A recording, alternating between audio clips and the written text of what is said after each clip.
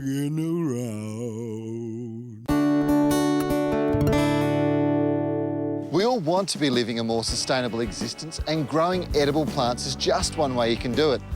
Being conscious of the fertilisers and chemicals we use in taking care of them is equally important. That's why controlled release fertilisers are so important because, well, they're a lot better for the environment than fast release conventional plant foods. Osmcote is one of the best known fertilisers around. There's no doubt that you've bought plants from the garden centre and found the little prills sitting in the top of the pot. Now that's because it's the choice of the professional grower right around the world. Now the reason they choose this fertiliser is because it releases the nutrients slowly.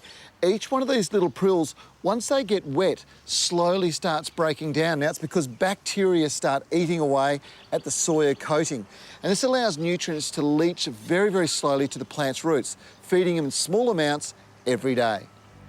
Some people consider Osmcote a synthetic or in some ways an unnatural fertiliser, but it's not. The minerals that make up the nutrient base are of course natural, and the coating is soy-based. And now it's been boosted by some organics that are making it one of the ultimate all-round garden fertilisers.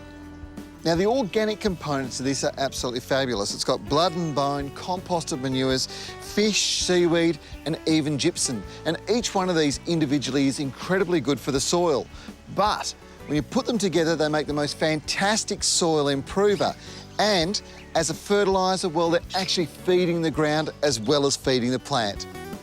The exciting thing for me is the formulations have been developed for specific purposes. For example, roses, gardenias and camellias need different nutrients at different levels, and this has been taken into account with specialised blends.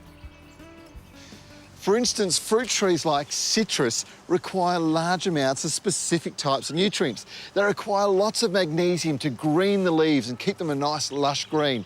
They also require trace elements in larger quantities.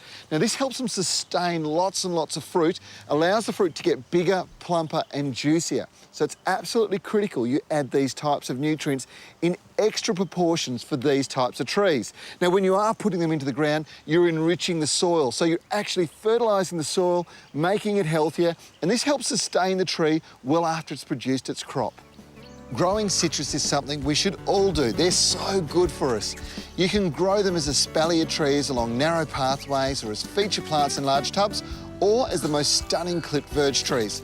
Now it is critical that you remember that all citrus require good quality soil and a regular water supply. Not lots of water, just a steady supply. Now it's important to remember that growing citrus is easy, and if you don't have lots of room, grow them in a pot. They do really well. But the most important thing to remember is make sure that you give them a feed twice a year with this stuff. It's all they need to look fantastic all year round.